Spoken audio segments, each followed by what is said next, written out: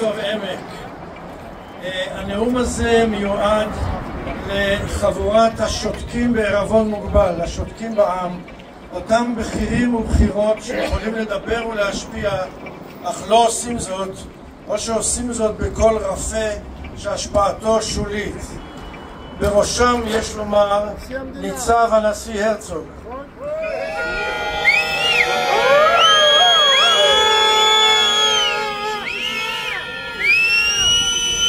אבל לפני שאפנה אליהם, נתחיל בעובדות שאין עליהם עוררין.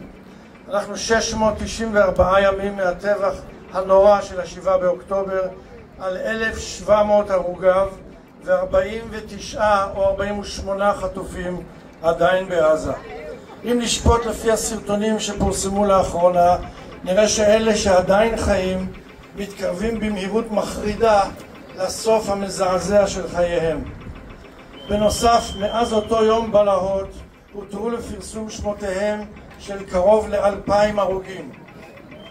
ולממשלת הדמים שלמרפא התדהמה עדיין שולטת בנו כמעט שנתיים אחרי, לממשלה הזאת אין לא לב ולא חמלה, לא רגישות ולא אנושיות.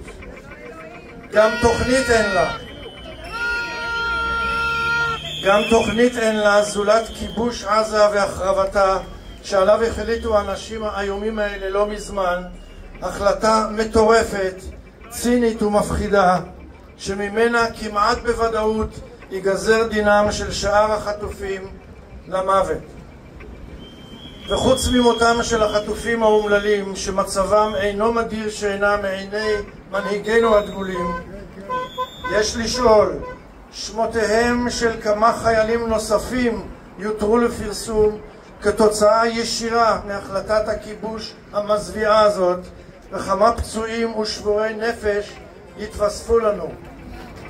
ומהצד השני חייבים גם לשאול מה אנחנו כבר מצליחים לעשות בעזה עוד לפני הכיבוש המוחלט.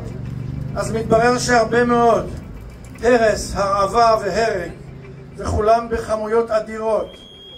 מספר ההרוגים בעזה, חברות וחברים, הוא כפי הנראה מעל כפליים האוכלוסייה של המועצה האזורית עמק יזרעאל כולה.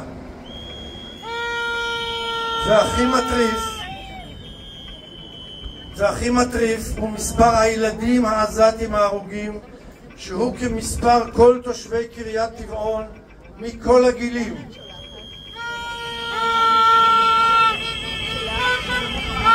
איך שלא מסתכלים על זה, וחייבים להסתכל על זה, מה שאנחנו עושים שם הוא נורא, הוא מזעזע ברמות, ועדיין 49 חטופים אין.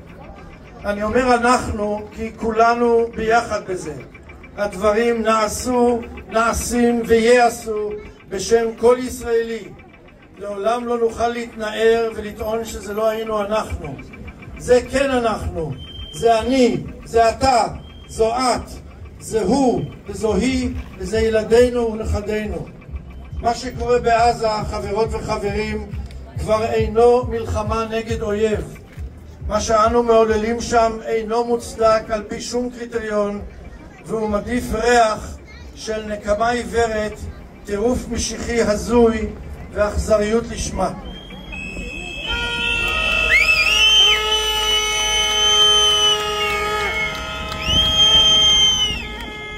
המוטיבציה הבסיסית של כל זה כמובן היא שימור עצמי פוליטי ואישי כאחד, שימשך ההרס, הם אומרים, שתמשיך התזמורת לנגן ולעזאזל עם כל השאר. לפעולות של מדינת ישראל בעזה יש לקרוא מלחמת השקר הגס, כאשר שקר הם ראשי התיבות של שלום קואליציית הרשע, והגס הם ראשי תיבות של, תבחרו, הרעבה, הרג והרס, גירוש וסיפוח.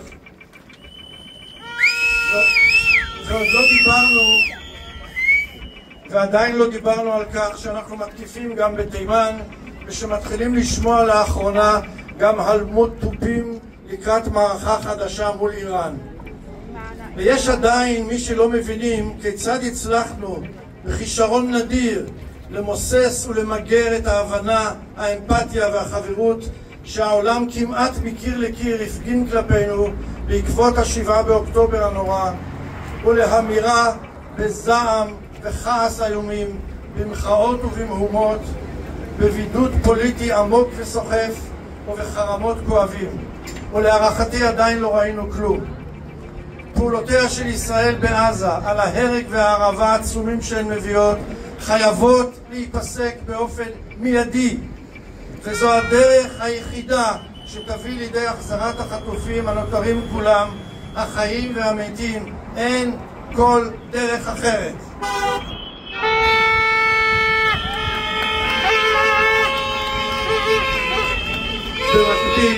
במקביל ישראל חייבת להשתתף במאמצים אמיתיים לגיבוש הסדר בעזה, בתמיכה ובהשתתפות בינלאומית רחבה, ובהמשך בהסדרי שלום במזרח התיכון כולו.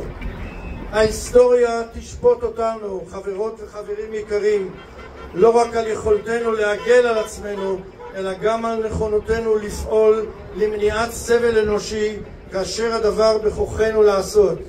זהו רגע מוסרי מכונן עבור מדינת ישראל ומקומה בקהילת האומות המתורבתות. ואנו ממש בדקה ה-90, שכן מעולם לא היינו כה קרובים לאובדן המדינה שאנו כה אוהבים.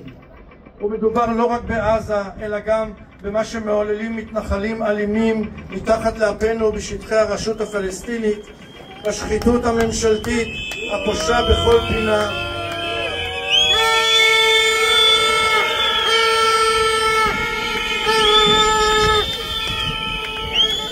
בשחיתות הממשלתית אשר בחוד החנית המזהיר שלה יושב לו קטר גייט, בחינוך המתדרדר, בהתנהלות האלימה של חלק מהמשטרה הבן גבירית, בהרס הרשות השופטת ובאי השוויון הזועק לשמיים בנטל הגיוס, התעסוקה והמיסוי.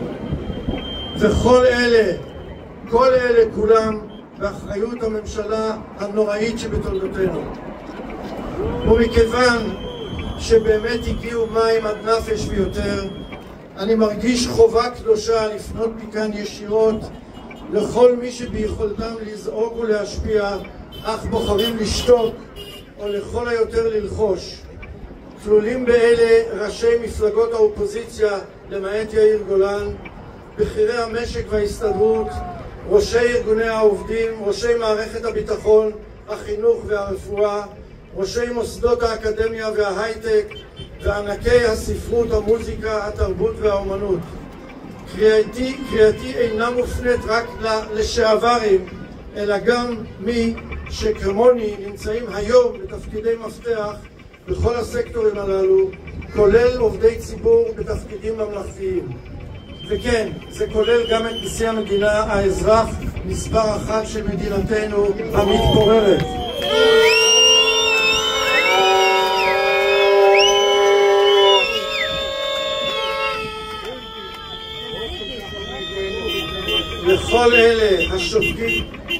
לכל אלה השותקים בעם יש להפנות את השאלות הבאות. האם אינך רואה את הקשר הברור בין המשך המלחמה לבין הפקרת החטופים למותם הבטוח?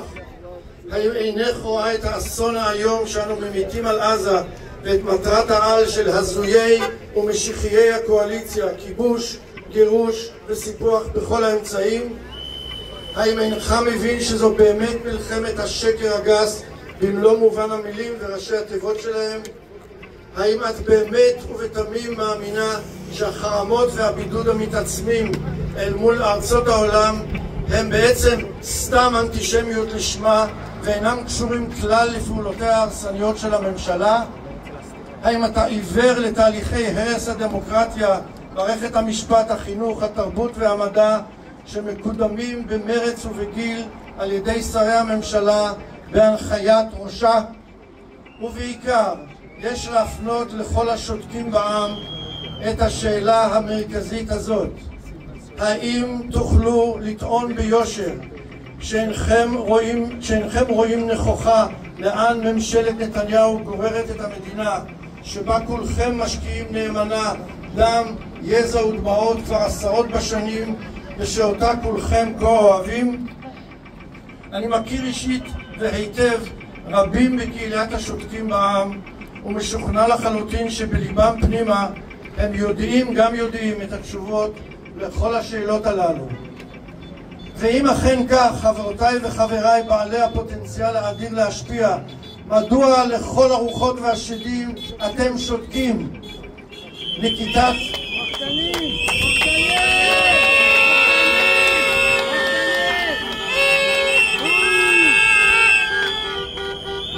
עמדה פומבית, חדה ואמיצה על ידי כל אחד ואחת מכם, גם על ידך כבוד הנשיא, במיוחד על ידך, גם על ידך הרמטכ"ל, גם על ידיכם ראשי השב"כ והמוסד, גם על ידך יושב ראש ההסתדרות, יכולה לחולל פלאים. בנקיטת עמדה אני מתכוון לאלף, הודעה ישרת מבט במצבה העגום של המדינה ובהידרדרותה המהירה כמעט בכל פרמטר. ב' הטלה חסרת היסוס של האחריות לכל אלה על הממשלה הנוכחית. וג' דרישה מאותה ממשלה שמכיוון שנראה שהיא אינה רוצה או אינה מסוגלת לשנות את דרכיה מיידית ב-180 מעלות, עליה לפנות את מקומה שיינתן לרעותה הטובה ממנה, אם לצטט ממגילת אסתר, למרות שחג הפורים עדיין רחוק. נשיא אחר, רבי יהודה, נשיא הסנהדרין במאה השנייה לספירה, אמר: יש הקונה עולמו בשעה אחת. ההיסטוריה, חברות וחברים, מלאה בענקים אשר קנו את עולמם בדברים האמיצים שאמרו ואשר שינו את ההיסטוריה. לא תמיד היו אלה ראשי מדינות שיכלו גם להוציא בעצמם לפועל את מה שתיארו. במקרים רבים היו אלה דמויות שרק ניסחו חזון, אך הוא היווה השראה עצומה להוביל לפריצות דרך היסטוריות. דוגמאות בולטות כוללות את מרטין לותר קינג, יש לי חלום, נלסון מנדלה, אם יהיה צורך אני מוכן למות על מזבח המאבק הזה, סוזן אנטוני שנלחמה בגבורה ובעוצמה על זכויות נשים, ווינסטון צ'רצ'יל, נילחם על החופים, לעולם לא ניכנע, אייב לינקולן, נאום גטיסבורג, וג'ון קנדי בנאומו הבלתי נשכח בברלין. ואצלנו כמובן יצחק רבין כרמטכ"ל בהר הצופים, ומנחם בגין ואנואר סאדאת בכנסת. השותקים אצלנו והלוחשים בקול רפה יכולים לעשות זאת. צריך אומץ וצריך נחישות. וכן, גם משלמים מחיר, אני יודע זאת היטב. אבל יציאה מוסרית ברורה של כמה עשרות כאלה, מלווה בפעולות אישיות המהוות דוגמה לאחרים, ובהצהרה שכולנו נתגייס גם לשלב התיקון והבנייה, יכולה להרים תרומה משמעותית, אולי מכרעת, להפסקת המלחמה ולהחזרת החטופים, לבלימת ההידרדרות מדמוקרטיה לדיקטטורה ולמיגור ההוקעה, החרמות והאנטישמיות בעולם. או אז נוכל להתחיל בתהליך תקומה אמיתי שיוציא את המדינה מתוך הבוץ, הרפש והדם בהם אנו מתבססים כבר זמן כה רב. סימוכים לפנייה הזאת שלי אלייך ואליך אפשר למצוא שוב במגילת אסתר בשינוי מגזרי קל. אם החרש תחרישי בעת הזאת, רווח והצלה יעמוד לנו ממקום אחר, ומי יודע אם לעת כזאת הגעת למלכות. אסיים בנימה אופטימית ועם תקווה, ולשם כך, לאחר הביטור הקצר למגילת אסתר, אדרש למילות הנחמה של ירמיהו בפרק ל'. ואתה אל תירא עבדי יעקב ואל תחת ישראל, כי הנני מושיעך מרחוק ואת זרעך מארץ שבים, ושב יעקב ושקט ושאנן ואין מחרית. וגם לכן אמהות יקרות של החטופים, גם לכן לביאות אמיצות ולמשפחותיכם כולן, יש לירמיהו מילים מנחמות מפרק ל"א, שהיא במקרה הפטרת היום השני של ראש השנה הקרב ובא. כה אמר אדוני, מנעי קולך מבכי ועינייך מדמעה, כי יש שכר לפעולתך ושבו מארץ אויב. יש תקווה לאחריתך ושבו בנים לגבולם.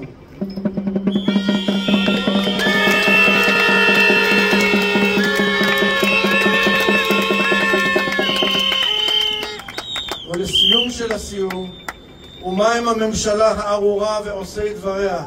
גם כאן החדשות הטובות לנו והרעות להם לקוחות מספר ירמיהו. ויסרתיך למשפט ונקה לא אנקקה. אינשאללה זה יקרה, זה חייב לקרות ובקרוב. תודה רבה.